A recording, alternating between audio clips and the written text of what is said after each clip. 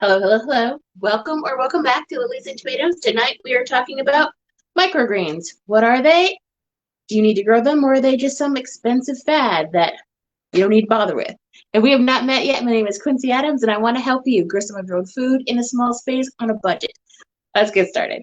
Okay, so tonight I'm just going to explain to you guys, just give you an overview of what microgreens are, and then we're going to start doing some experiments on Thursday.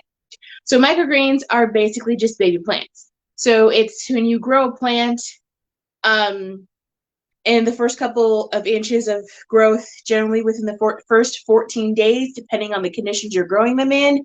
And you're going to be harvesting the plant, the stem, and the baby leaves, the seed leaves, the cotyledons, and not any kind of mature leaves. You're going to like cut it before it gets to the point where it's a baby green, and you're just gonna it's gonna be a small thing, so that's why they're grown really intensely on trays.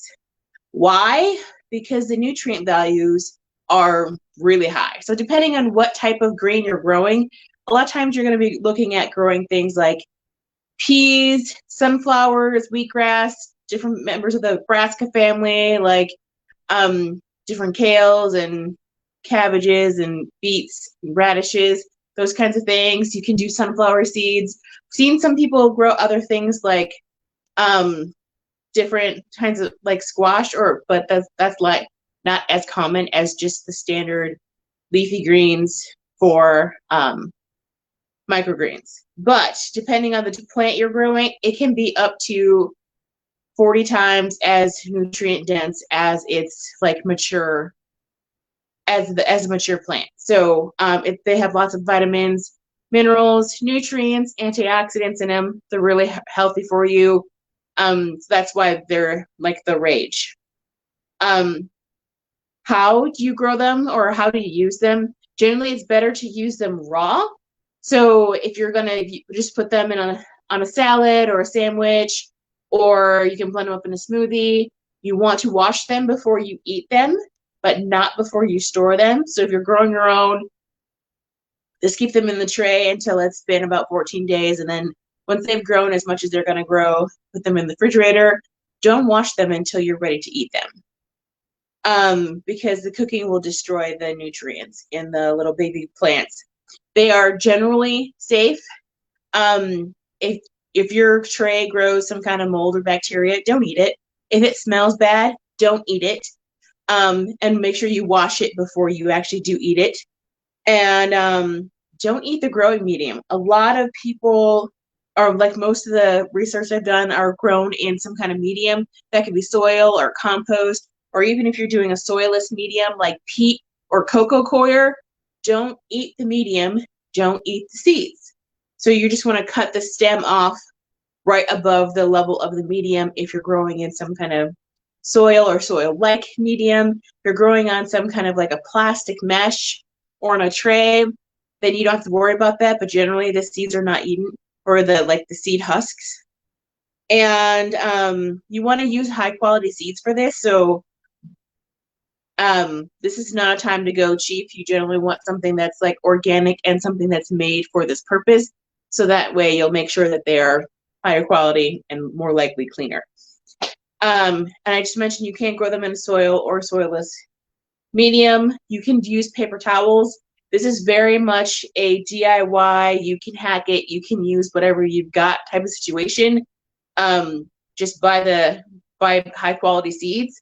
So I'm going to show you a couple of different methods because I've seen people do this on all kinds of ways.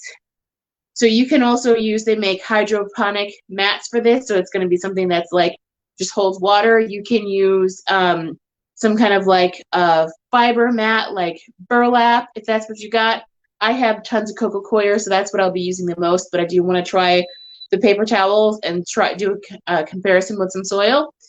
And then how do you grow them? You put them in a tray. Generally, you're going to have them seeds dense. You want to keep them covered until they germinate, and then take the cover off, let them get some sun, and then when they get to a couple inches tall, you want to harvest them above the medium and eat them. the difference between a microgreen and a sprout and a shoot, because you guys see me do pea shoots. I have a tray of pea shoots that I have yet to grow right here. Generally with the pea shoots, I grow those for closer to 4 weeks. So by that time, it's not a baby plant anymore. I don't grow them to full maturity, but I'm growing those to generally 4 to 6 inches. And so those are not microgreens because they're too old. They've grown for too long. They generally have a couple sets of true leaves. So that's pea shoots. If you're talking about sprouts, sprouts are generally grown just in water, and then you're going to eat the whole thing. So the seed is going to germinate, and then you're going to eat the whole little germination magic. So you're not going to, with a microgreen, you're going to generally cut off the stem and just eat the stem and the leaves. A sprout, you're going to eat the whole thing, including what's left over from the seed, but it's still only going to be like about an inch or so big, and you're going to grow that just in water. And then microgreens are going to be grown in some kind of soil or a soilless medium generally. Sprouts or shoots are grown longer. So sprouts are going to be, up to 7 days in water only. A microgreen is going to be up to 14 days grown, generally in some kind of a soil or medium. And then you're going to harvest it and just eat the stem and the leaves. And then with a shoot, you're just going to eat the stem and the leaves, but you're going to grow it for longer. So I generally grow my pea shoots for up to 4 weeks, and I get them at about 4 to 6 inches, and they're just a more mature plant. I don't see any questions, so on Thursday we will commence with the microgreen experiments, and I will show you some setups, what I figured out based on what I generally have access to. I didn't want to spend a whole lot of money on this. I did buy some seeds from Firefly Farm Mercantile, and if they do not show up in time for the first experiment, then I will use some organic chia seeds that I got for smoothies. So if you want to follow along, get your stuff together.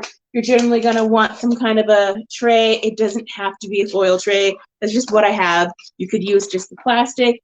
I'll show you a bunch of different setups so you can decide what's best for you, because there are so many options.